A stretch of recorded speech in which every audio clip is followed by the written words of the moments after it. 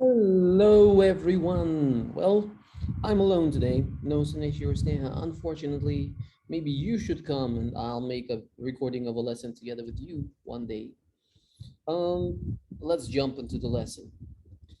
Saul, we're talking about Saul. He's the king, right? Saul assumed the kingship and the problems with it.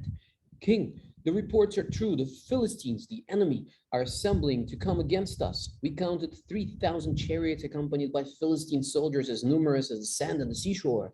King, you must do something. The men are beginning to go into hiding for fear. Some have even crossed the Jordan River to flee into Gad and Gilgal. But Samuel told me to wait until he arrived, says Saul. We must offer a sacrifice unto the Lord before fighting this great army. But king, he's not here, and we must act. No time. You are right. A king must make decisions. I will go ahead and offer the sacrifice. But great king, you're not a priest of the Lord, and Samuel said to wait for 7 days. Sometimes you just have to take matters into your own hands, said Saul.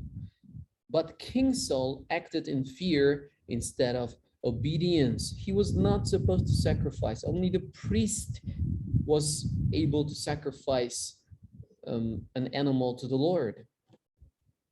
But he decided to wait. He was impatient. Sometimes we are impatient, aren't we?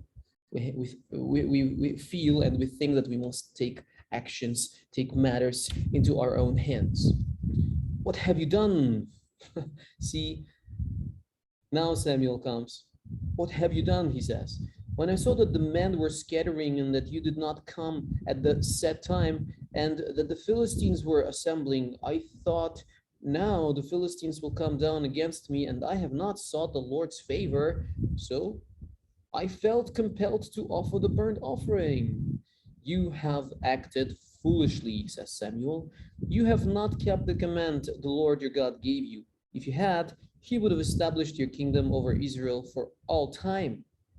But he disobeyed. But now your kingdom will not endure. The Lord has sought out a man after his own heart and appointed him leader of his people because you have not kept the Lord's command, Saul. Yes, you will lose the kingship. It would be given to a different man. And you know who that man is? I'm sure you do. Tell me, what's his name? Let's look at the lesson again.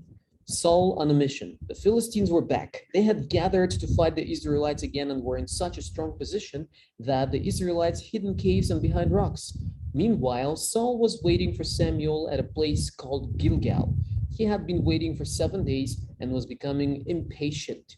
Many of Saul's people started deserting him. So Saul decided to make a sacrifice to the Lord by himself instead of waiting for Samuel. Just as Saul had finished his sacrifice, Samuel arrived and said, "What have you done?" Saul replied, "The people were leaving me and you had not come, so I thought I could win the Lord's favor by offering a sacrifice to him myself." Samuel said, "That was a foolish thing to do because you have done this. Your reign over the nation of Israel will end and would be given to a different person." Why was God not pleased with Saul's sacrifice, right? You probably are asking the same thing. What's the big deal? Now, Saul must have thought to himself, I will win this battle no matter what. And if Samuel doesn't come to offer a sacrifice to the Lord soon, I'll just have to bend the rules a bit and do it myself. I will do whatever it takes to get the Lord on my side so he can help me win this battle. And if you don't do it now, everybody will leave me. And if I don't do it now, everybody will leave me. And there goes my popularity. I won't be popular anymore. If people see that I'm hesitant, no hesitation. Have to take matters in my own hands, right?